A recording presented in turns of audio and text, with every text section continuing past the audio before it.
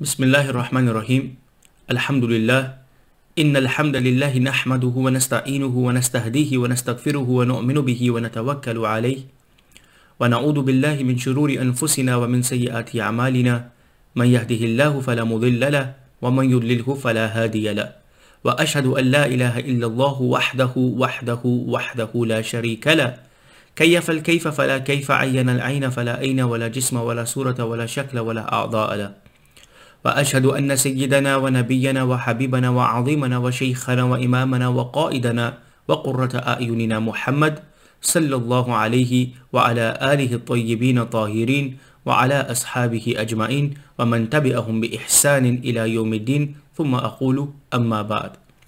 Brothers and sisters in Islam, Assalamu alaikum wa rahmatullahi ta'ala wa barakatuh. All praises are for Allah subhanahu wa ta'ala, the Lord of the universe, the most powerful, the all-knowing, the all-seeing, the all-hearing. Praise and salutations and endless blessings be upon the best of creation, our noble messenger, none other than Sayyiduna wa Nabiyuna Muhammad sallallahu alayhi wa ala alihi wa sallam, upon his family and upon his companions and all those who follow their path till the day of Qiyamah. Ameen. Allah subhanahu wa ta'ala has blessed us once again with Yawmul Jumu'ah, the day of Eid, the day of blessings, the best day on which the sun has risen, the day of Eid. It's a day of reminding ourselves, it's a day of which we congregate, we come together, we have a jama'ah, the Jumu'ah prayer, where the public comes together. And one of the primary objectives for the day of Jumu'ah and Salatul Jumu'ah is the khutbah, the sermon or the reminder which is given so that people can enhance and improve their lives to live life better as Muslims. Now, in the contemporary world which we are living within, there are many topics that could be spoken on, but I find it very important under the current climate with the reissuing and the republishing of the cartoon images in regards to our noble messenger sallallahu alaihi wasallam in the name of freedom of speech. I think it's a very important topic for us to speak about in regards to how do we deal, how do we respond to such insults when people are trying to defame and people are trying to portray Islam in a way, and in particular our Prophet sallallahu alaihi wasallam in a very abnormal and a very barbaric manner. So there are two parts of today's discussion. The first part is the importance of honoring the Prophet sallallahu alaihi wasallam and how that his honor and his love is the name of Iman. Those people who do not feel any type of pain or agony or any type of illness when the Prophet sallallahu alaihi wasallam is insulted, then it's a reality check for their Iman. That's number one. And the second thing is that when we have articles, when we have cartoons, when we have films, and when we have public speakers and hate speeches being done against Islam, as Muslims, what responsibility do we have, and how should we really respond to that in an adequate, respectful manner, and what is the Islamic methodology and the style in which we should address these questions?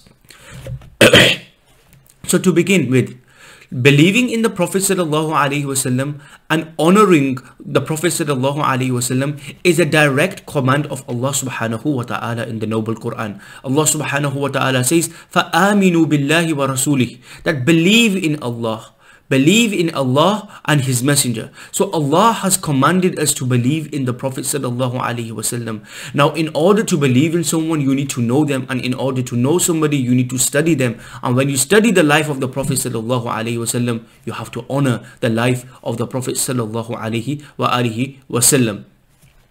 The second point is that the Prophet sallallahu alaihi wasallam, his honor, his life has been described as the best life for us. So honoring him, honoring his life, honoring his words, honoring his actions, honoring his dignity, this is what Islam and Allah has commanded us to do. Allah subhanahu wa ta'ala says that قُلْ إِن كُنْتُمْ تُحِبُّونَ اللَّهَ فَاتَّبِعُونِي, that if you love Allah. Now, it's very important to reflect on this ayah for a moment, that the love of Allah, the love of Allah subhanahu wa ta'ala, the Lord of the universe, if you really love Allah subhanahu wa ta'ala, what is Allah commanding you to do? فَاتَّبِعُونِي, follow the Prophet sallallahu alaihi wasallam. And as a result, what will happen? يُحْبِبْكُمُ Allah will love you. وَيَغْفِرْ لَكُمْ ذُنُوبَكُمْ And Allah will forgive your sins. وَاللَّهُ غَفُورٌ rahim. Indeed, Allah is the all-forgiving, the all-merciful. Loving the Prophet sallallahu alaihi wasallam and honoring the Prophet sallallahu alaihi wasallam is obligatory and the complete state of Iman. We know the hadith of the Prophet sallallahu alaihi wasallam and Anas ibn Malik radiyallahu anhu قال رسول الله صلى الله عليه وسلم لا يؤمن أحدكم حتى أكون أحب إليه من ولده ووالده والناس أجمعين أو كما قال عليه الصلاة والسلام. That not one of you can be a true believer until I am more beloved to him than his children, than his parents, and then all of the humanity. So my brothers and sisters, loving the Prophet sallallahu alaihi wasallam, having that attachment, having that connection, having that relationship with Rasulullah sallallahu alaihi wasallam is the name of Iman. Loving him, having that relationship. For verily we have been informed by Allah subhanahu wa ta'ala, by Rasulullah sallallahu alayhi wa wasallam. It was he upon whom the Quran was revealed. It is he the one who has showed us the complete way of life. It is he the one who has differentiated for us between right and wrong, between truthfulness and between falsehood. So my brothers and sisters, it's the state of our Iman to honor, to love and to respect Sayyiduna Rasulullah sallallahu alayhi wa wasallam. So that's very clear. Now the second point is that those who have studied the Quran, we know that within the Quran, in various chapters of the Quran, on multiple occasions, it's mentioned how the prophets of the past, and we know there's approximately 124,000 prophets, the first of them being Adam and the last of them being Sayyiduna Rasulullah sallallahu alayhi wa wasallam. We know how these prophets, many of them were insulted, many of them were mocked, many of them were rejected, many of them were made fun of in the most obscene of ways. And he also mentions that how the prophets, so Allah first he mentions within the Quran that how the prophets were insulted and they were mocked and they were made fun of in the most obscene of ways. And as a result of that, he also mentions how the prophets felt the pain of the people making fun of them. Nuh alayhi salam, he complains about how people found him disgusting and they walked away from him and they would put their fingers plugged in their ears. And this was a way of showing their disrespect, and this was a way in which they were insulting Nuh alayhi salam. And all the other prophets, we have a list of things that can be summarized. But if we go to our prophet Sayyiduna Muhammad sallallahu alayhi wa wasallam, we find the same thing with him. That where the Quran mentions the honor, where the Quran honors the Prophet sallallahu alaihi wasallam, it also mentions the worst of insults which were addressed to the Prophet sallallahu alaihi wasallam by those people who rejected him at the advent of Islam. Our Prophet sallallahu alaihi wasallam, he was called as-sahir, he was called a magician. Our Prophet sallallahu alaihi wasallam was called majnoon, an insane individual. He was called kadhab, a perpetual liar. The Prophet sallallahu alaihi wasallam, all these accusations, all these insults that were made against him, they have all been recorded within the Quran and the prophetic ahadith, the prophetic narrations. But my brothers and sisters, the point of reflection is that though the prophets are the most noble of people and the best of creation, they were the people who faced the worst type of insults. This is the first thing we need to understand. And because they faced the worst type of insults, the mannerism in which they dealt with these accusations and these insults and this fun and this mockery is the best of examples for me, you and every single one of us. No person who loves Allah subhanahu wa ta'ala and the Prophet sallallahu alaihi wasallam can be completely unaffected by the insults towards the Prophet sallallahu alaihi wasallam.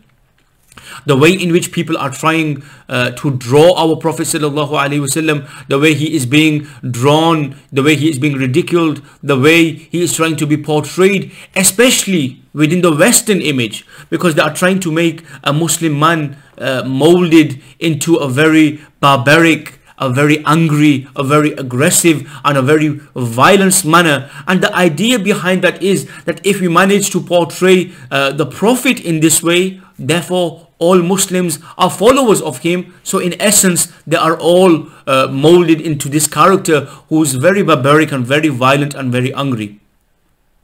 The way, and then what happens within society, and especially in recent affairs, the way they try to prove this character now, this presentation which they have given us in regards to a Muslim man who is molded in a very barbaric, a very angry, aggressive and violent manner. How do they try to prove this? We will prove this by insulting the Prophet sallallahu alaihi wasallam. And when we insult the Prophet sallallahu alaihi wasallam, this will be a cause for the Muslims to come out with their emotions, and they will respond in the way that shows the very image we are wanting to portray. So this is something we really need to understand, the motives and the essence and the reasons behind why these things are taking place within our society. We all often find ourselves in this predicament that as someone who loves the Prophet sallallahu alaihi wasallam, when he sallallahu alaihi wasallam is insulted, our raw emotion is to respond in a very certain way and in a very aggressive manner, and we really want to defend the Prophet sallallahu alaihi wasallam. But what we need to be cautious of, that are we responding in a manner that the Prophet sallallahu alaihi wasallam responded in, or are we responding in a manner that is not like the way of the Prophet sallallahu alaihi wasallam? My brothers and sisters, defending the honor of Rasulullah sallallahu alaihi wasallam is one of the best of actions of worship. However, it has to be done in a way that does not substantiate the claims that are being made. When we respond, when we defend the honor of Rasulullah sallallahu alaihi wasallam, it cannot be done in a manner which gives strength and power to the claims which are being made against us, and that image which is trying to be portrayed against us. We do not want to be a cause for that to be become a claim which is truthful, but rather we need to falsify and show who the true Muslims are, what the true ethos, the principles and the methodology of dealing with these things are in regards to Islam and the followers of Sayyiduna Rasulullah sallallahu alaihi wasallam. Let me make it very clear to you that defending the honor of Rasulullah sallallahu alaihi wasallam is one of the best of actions of worship, an act which even the angels even cling towards. For example, if we look at the Battle of Badr, we know how the people who defended the honor of Rasulullah sallallahu alaihi wasallam from the humankind were none other than the noble companions.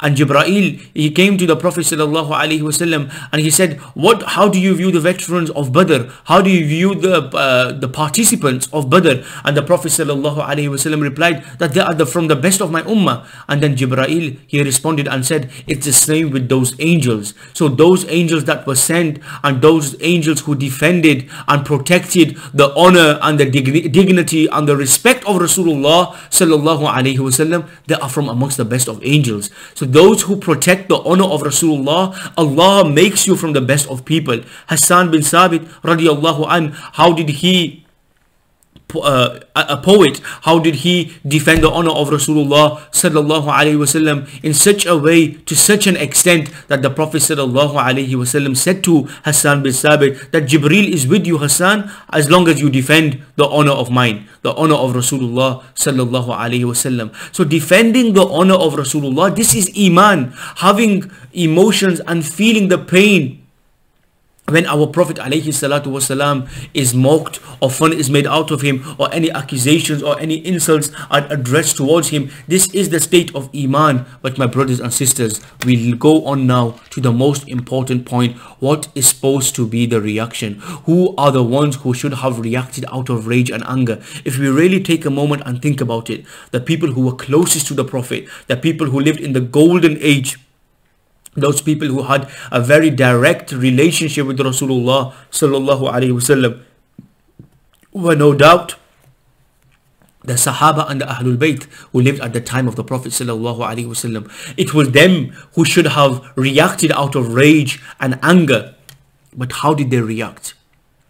Do they react like I have seen in recent days on the social media devices, and also on many other platforms also, many of the reactions of the Muslims? I think it's very, very important that we don't let our emotions get the better of us, and we deal in these things in an intellectual, in an academic, in a respectful manner which portrays the true teachings of Islam. Why did the companions not react like some of us do? Why did they not go out and protest and shout and be people of violence? Because they know that the Quran did not just come to give us the love of the Prophet sallallahu alaihi wasallam, but it also came to give us a guide for how we show that love towards Rasulullah sallallahu alaihi wasallam. And when you are going through the worst of times, when you are going through the most difficult of times, and you are encountering problems of this nature, the Quran, the companions knew that the Quran teaches us how to respond to these type of problems. The Prophet sallallahu alaihi wasallam himself was told in regards to these insults, وَاصْبِرْ عَلَى مَا يَقُولُونَ, that be patient upon what they say. And this ma means whatever. The Prophet sallallahu alaihi wasallam's policy is not to swear and respond in the same manner, but rather the Prophet sallallahu alaihi wasallam's policy is to be patient. Where does the Quran justify our anger and the way in which some of us respond? Unfortunately, I have seen that as a response to some of the insults made on the Prophet sallallahu alaihi wasallam, many people have started speaking ill of Christianity. Many people have started accusing Judaism and the prophets that are within those religions. Let me make it very clear. It's the very fundamental teaching of Islam to believe in and to respect each and every single prophet, starting with Sayyiduna Adam alayhi salam, including Sayyiduna Musa alayhi salam, including Sayyiduna Dawood alayhi salam, including Sayyiduna Ismail alayhi salam, Sayyiduna Ishaq alayhi salam, and also Sayyiduna Isa alayhi salam, and concluding with Sayyiduna Rasulullah sallallahu alayhi wasallam, Sayyiduna Muhammad sallallahu alayhi wa ala alihi wa sahbihi ajma'in. So do not respond in a way that goes against the teachings of Islam. The one thing that we should actually feel, rather than anger, we should actually feel sorrow towards those people who make these hateful speeches against the Prophet sallallahu alaihi wasallam. Why? Because if we really think about it, they cannot hurt the honor of Rasulullah. They cannot take away anything from the honor of Rasulullah sallallahu alaihi wasallam. Why? Because that honor was given to the Prophet by Allah subhanahu wa ta'ala. There is nothing on earth, from the mankind, from the jinn kind, from the angel kind, or any type of creation that can take anything away from the Prophet sallallahu alaihi wasallam. No cartoon, no article, no drawing, no film, no speaker, no hate speech, nothing can take away the dignity of our Prophet sallallahu alaihi wa alihi wa sahbihi wasallam. These films and these cartoons, these are futile and wasteful attempts that are trying to represent Islam, misrepresent Islam rather. But think about it, that if we react emotionally in an angry manner and we are encouraging senseless violence, this is also not representing Islam. So when we are saying we are defending the honor of Rasulullah and we are reacting in a manner that goes against the teachings of Rasulullah, we are defeating the purpose of what we are saying, and it would be a rather bizarre paradox if somebody is portraying Rasulullah sallallahu alaihi wasallam in a manner in which he should not be portrayed. They are misrepresenting him, and then as a reaction our emotions get the better of us and we also respond to that in a very similar manner. Then I think it's important for us to question our actions and motives as well. Allah subhanahu wa ta'ala says, idfa billati hiya ahsan, respond with that which is the best. So the Prophet sallallahu alaihi wasallam, he has told us to respond in the best of manners, to respond in a respectful, intellectual manner, rather than encouraging hatred, rather than responding in the same manner as those people. Now, my brothers and sisters, in regards to these ayat which I have mentioned, some people are under the impression that these were the ayat, these were the verses of the Quran which were revealed in the very early stages of the advent of Islam in Mecca, and this was the early approach, this was the early policy of Rasulullah sallallahu alaihi wasallam in the initial stages. And then when the Prophet migrated to Medina and Islam became strong and it started to have many wars, the Badr, Uhud and Khandaq and others, they started to think that the policy of patience now has been changed. But let's look at Surah Ali Imran, the battle of Uhud. The Prophet sallallahu alaihi wasallam, Allah subhanahu wa ta'ala says in the Quran, وَلَا تَسْمَعُنَّ مِنَ الَّذِينَ أُوتُوا الْكِتَابَ مِنْ قَبْلِكُمْ وَمِنَ الَّذِينَ أَشْرَكُوا أَذًى كَثِيرًا, that you will certainly hear many hurtful words from those who were given the scripture before you and from the polytheists. You will hear many hurtful words. But the Prophet ﷺ was told by Allah subhanahu wa ta'ala,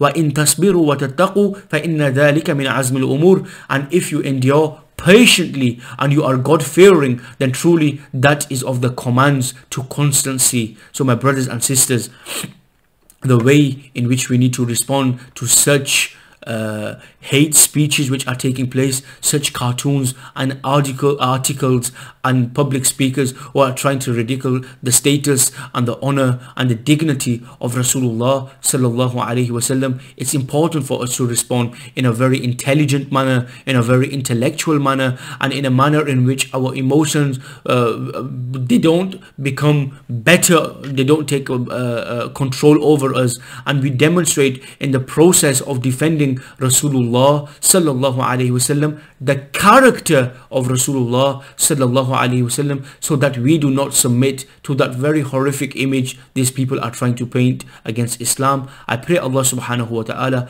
allows us to act in the best of manners and to deal with these problems in the best of manners. أقول قولي هذا واستغفر الله لي ولكم وما علي إلا البلاغ.